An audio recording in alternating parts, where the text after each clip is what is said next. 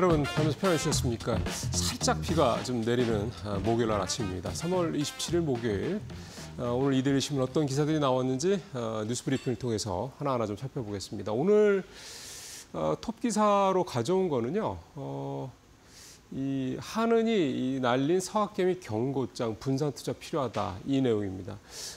한 2주쯤 전인가요?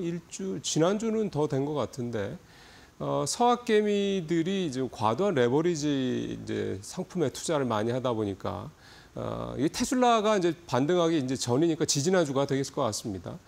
지지난주에 테슬라가 주가가 계속 급락을 할 때 손실률이 뭐 40%, 그 3배 레버리지 같은 경우는 70%가 넘게 난다라는 소식을 전해드린 바가 있었는데 이제 그 이후에 이제 지난주, 이번 주 들어서죠. 이번 주 들어서 테슬라가 좀 계속 한 5거래일 연속 상승하다가 오늘 이제 좀 다시 이제 하락을 하긴 했습니다. 이렇게 되면서 이제 또 그런 얘기가 또 쑥 들어갔습니다. 그런 상황에서 이제 한국은행에서 이 서학개미들이 좀 너무 과도하게 특정 미국 어떤 종목들, 그다음에 특정 이 레버리지 상품들의 투자가 집중돼 있다면서 분산 투자가 필요하다라는 여기 제목에서는 뭐 이렇게 뭐 경고 메시지 뭐 이런 식으로 얘기가 나오는데 사실 조언이죠. 이렇게 과도하게 하이 리스크 이 투자를 하는 거는 하이 리턴에 대한 기대감 때문이긴 하겠습니다만 그만큼 손실이 커질 우려가 크다. 이제 이 부분을 지적을 한 겁니다. 이제 그러면서 나온 내용들을 좀 살펴보면은요. 일단은 표가 아마 나올 텐데요. 보면 서학개미들 투자 상위 지금 나오네요. 10종목 중에 대략 한 43%, 절반 가까이가 지금 보시는 것처럼 테슬라, 엔비디아, 애플 이런 마이크로소프트. 그다음에 이제 저런 레버리지 상품들이죠. 3배짜리. 저런 레버리지 상품들의 한 40% 이상이 좀 집중돼 있다라는 점을 좀 지적을 좀 하고 있고요. 그다음에 특정 종목 이렇게 화면에서 보시는 것 같은 특정 종목에 대한 편중, M7 종목들이 중심이 되는 거죠. 이런 것과 함께 TQQQ와 같은 이런 뭐 S&P 500이라든가 나스닥100이라든가 이런 지수 추종 레버리지 상품에 대한 투자 비중이 너무 많다. 이렇게 얘기를 하고 있습니다. 특히 이제 그러니까 레버리지도 크고 이런 종목들에 대한 국내 개인 투자자들의 지분율이 일부 종목 같은 경우는 40%에 달한다. 이런 얘기를 좀 하고 있어요. 사실 좀 과도한 거죠. 얼마 전에 아마 또 기억을 하실 텐데 미국의 한 자산운용사 수석 부사장이 이제 한국의 이 서학개미들이 미국 시장을 뭐 표현을 조금 세게 하면 좀 흐리고 있다. 이런 뉘앙스의 주주 서한을 올렸다라는 게 좀 화제가 되기도 하지 않았습니까? 이제 그 내용과 사실은 대동소이합니다. 과도한 레버리지 또 특정 종목 편중 내용은 좀 대동소이한데요. 이렇게 하다 보니까 좀 너무 리스크가 크다라고 지적을 하고 있고요. 그러면서 이제 한국은행이 지적한 게 이제 바로 이 부분입니다. 여기 부제로 좀 나와 있는 부분인데요. 2022년도에 이제 그때 연준이 금리를 갑자기 기준금리를 갑자기 급격하게 인상을 했었죠. 그러면서 이제 시장이 큰 타격을 받았는데 그때 S&P 500이 한 마이너스 20% 정도 손실이 났는데 그때 국내 서학개미들이 한 40% 정도 그때 손실을 봤습니다. 그때 역시 레버리지 투자를 좀 많이 했을 때니까.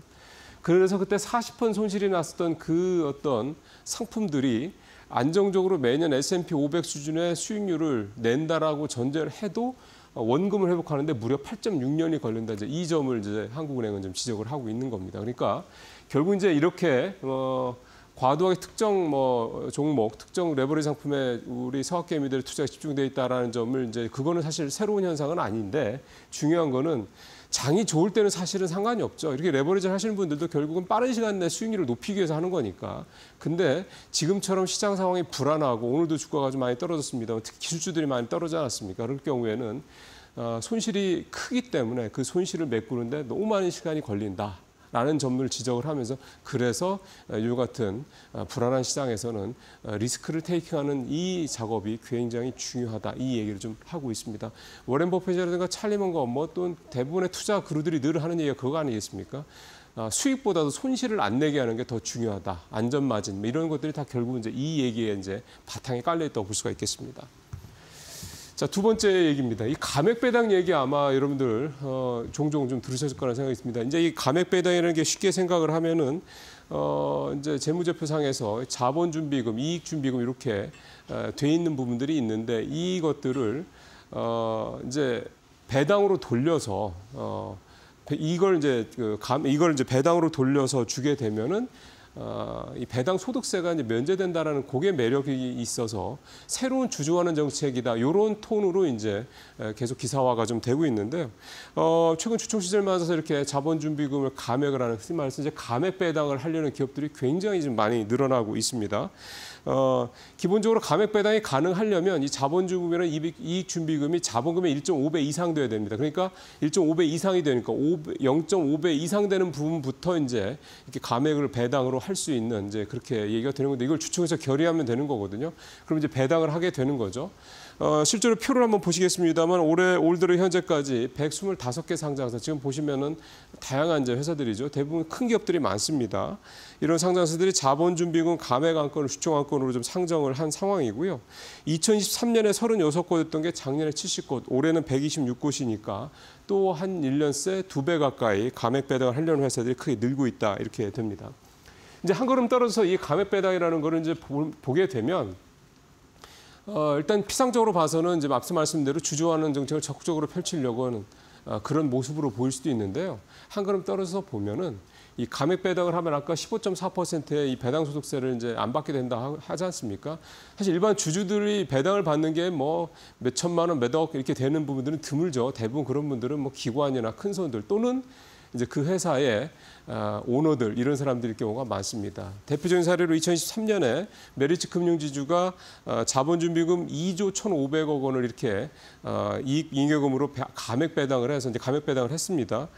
그 당시에 조정호 메리츠 금융지주 회장이 지분을 40%가 넘게 갖고 있었거든요. 조 회장한테 배당된 배당금이 2,300억 원에 달하는데 여기에 15.4%의 배당 세율이 빠지니까 2,300억을 고스란히 다 배당을 받게 된 그런 경우가 있는 겁니까? 이런 이면들도 이 감액 배당에 있다. 감독당국에서 이걸 좀 어떻게 할지 보고 있다고 하니까 조만간 아마 올 중에 뭔가 대체 방안이 나오지 않을까 싶습니다. 자, 세 번째 얘기는 또 역시 이제 주총 시즌이 다가오고 있기 때문에 감사 보고서 얘기긴 한데요. 감사 보고서를 무더기로 이제 늦게 내는, 지각을 하는 이런 회사들이 좀 늘고 있다 보니까 이렇게 되면은 이게 또 상장 폐지 사유에 이제 들어가는 상황이 되다 보니까 불안에 떠는 개미들, 이런 내용이 좀 되겠습니다. 뭐 상장 폐지되면 다 날아가는 거지 않습니까, 이게? 내용을 좀 보면은요. 외관법상 지금 현재 미제출 상장사가 코스피 7개사, 코스닥 36개사 등 총 43개사가 되고요. 왜 이제 감사 보고서를 늦게 내면 상장 폐지에 불안에 떨게 되느냐면은 12월 결산법인들은 이제 3월 주총을 하기 위해서 3월 말까지 사업 보고서를 이제 내야 되는 건데, 이제 이 사업 보고서를 내면 그걸 가지고 이제 회계법인들이 감사 보고서를 제출하죠. 그거를 이제 그 회사에다가 제출을 해서 또 이제 공개적으로 다트 같은 데 뜨게 되죠. 그리고 이제 감독 당국도 이제 그걸 가지고 이제 관리를 좀 하게 되는 거고요. 근데 제출 기한을 넘기게 되면, 그러니까 3월을 넘기게 되면 일단 관리 종목으로 지정이 되는 거고요. 관리 종목 지정되고 난 다음에 열흘 안에도 제출을 하지 않으면 이제 그때 상장 폐지 이제 수순에 좀 들어가게 됩니다. 그러니까 불과 이제 3월 말이니까 이 3월 말까지 이걸 안 내는 기업들, 감사 보고서 안 내는 기업들은 4월 10일까지 만약 그때까지도 안 낸다 그러면 상장 폐지 이제 절차에 들어간다, 이런 얘기가 되는 거죠. 그러면 이제 그런 종목에 갖고 있는 투자자분들은 불안할 수밖에 없는 거죠. 그런 종목들이 이제 이 표를 좀 한번 보여주시면 나올 텐데요. 그런 종목들이 지금 앞서 말씀드린 것처럼 쭉 있습니다. 이런 회사들 좀 한창 뭐 EDGC 쭉 이렇게 있고요. 세토피아까지 이게 쭉 있고요. 최근 5년간 상폐 기업 200여 개가 있었는데 그 중에 약 한 20%, 그러니까 5개 중에 1개 기업이 요 감사 보고서 늑장 제출 때문에, 지연 제출 때문에 상장 폐지가 된 사례가 있었습니다. 그래서 어쨌든 이 감사 보고서 늦는다라는 건 뭔가 그 회사에 문제가 있다는 얘기니까 이렇게 상장 폐지된 불안감을 갖고 있는 개미 투자자들 많다, 이런 점들. 그러니까 결국은 투자하실 때 이렇게 좀 뭔가 불안한 기업들을 투자를 안 하시는 게 제일 좋은데, 결국 그래서 재무제표를 좀 꼼꼼하게 보실 필요가 있겠습니다. 자, 오늘 마지막 얘기는 정치 테마주 얘기인데, 어제 이재명 대표에 대해서 서울 고법에서 이재명 대표의 이제 정치 관련해 무죄를 선고했죠. 이 부분 때문에 이제 어제 소위 말하는 이재명 테마주가 급등을 했고요. 반면에 이재명 테마주가 아닌 다른 테마주들은 또 급락하는 모습을 보였습니다. 표 나오겠습니다만은 이재명 테마주로 분류되는 오리엔트전공 어제 상한가를 기록했고요. 반면에 김동연 테마주로 거론되는 SG글로벌 또 김문수 테마주로 얘기가 되고 있는 평화홀딩스 주가는 또 반면에 좀 급락하는 그런 모습들을 보였습니다. 우원식 관련주도 어제 장중에는 급등하는 모습을 보였는데 역시 재판 결과 나온 다음에 급락을 하는 그런 모습들을 보였고요. 뭐 정치 테마주들 뭐 제가 자세히 말씀 안 드려도 잘 아시겠습니다만 그 회사의 본질 가치 또는 뭐 펀더멘탈과 관계 별로 없죠. 뭐 학연, 지연 또 뭐 혈연 또는 뭐 심지어는 해당 관계자가 근무했던 전 직장 뭐 이런 것까지 다 정치 테마주로 엮여서 주가가 좀 올라가는 그런 상황이 하니까요.